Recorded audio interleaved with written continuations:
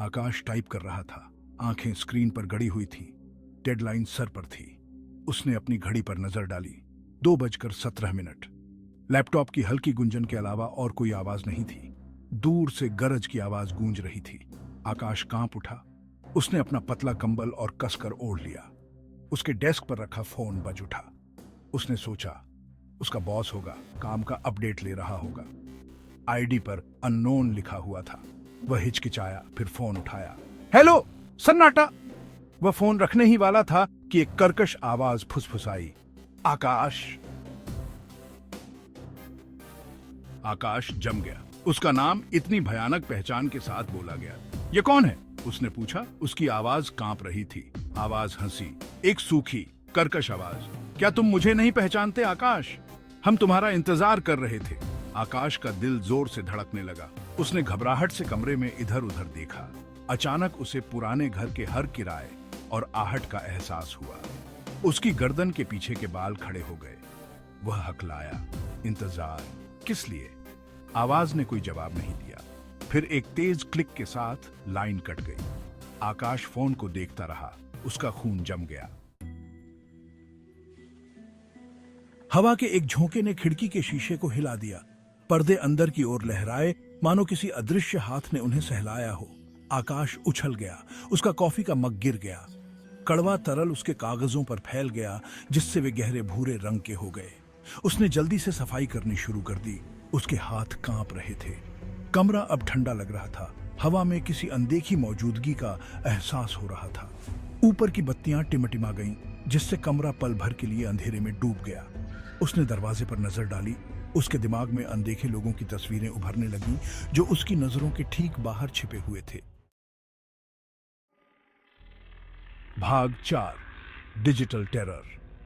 जैसे ही उसने अपने काम पर ध्यान केंद्रित करने की कोशिश की, उसके लैपटॉप की स्क्रीन खराब होने लगी। वह जो शब्द टाइप कर रहा था, वह अस्पष्ट टेक्स्ट में बदल गया। फिर स्क्रीन पर एक ही वाक्य उभरा, जो एक भयानक हरे रंग में चमक रहा था।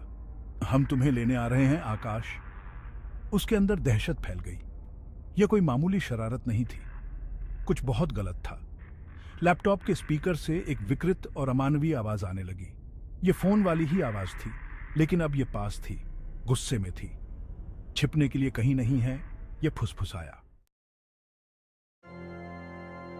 भाग 5, फंस गया। आकाश ने लैपटॉप को जोर से बंद कर दिया। आवाज खामोश कमरे में गूंज उठी। उसे बाहर निकलना था, मदद के लिए पुकारना था। लेकिन जैसे ही वह अपने फोन की तरफ बढ़ा, बत्तियां पूरी तरह से चली गईं, जिससे वह पूरी तरह से अंधेरे में डूब गया। वह लाइट के स्विच के लिए टटोला।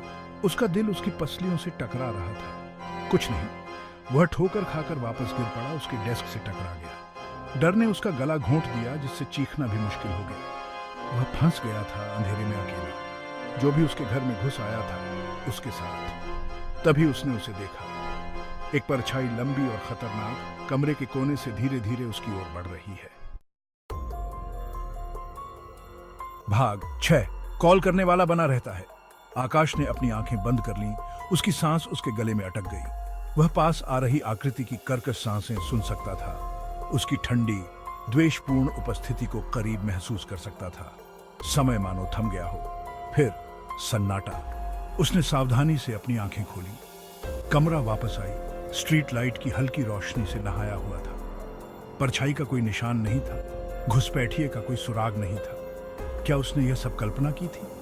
वह पुलिस को फोन करने के इरादे से अपने फोन के लिए पहुंचा, लेकिन रुक गया। स्क्रीन जल रही थी। एक इनकमिंग कॉल दिखा रही थी, अननोन। फोन बजता रहा। आवाज शांत कमरे में गूंजती रही। एक भयानक याद दिलाती है कि वह अकेला नहीं था।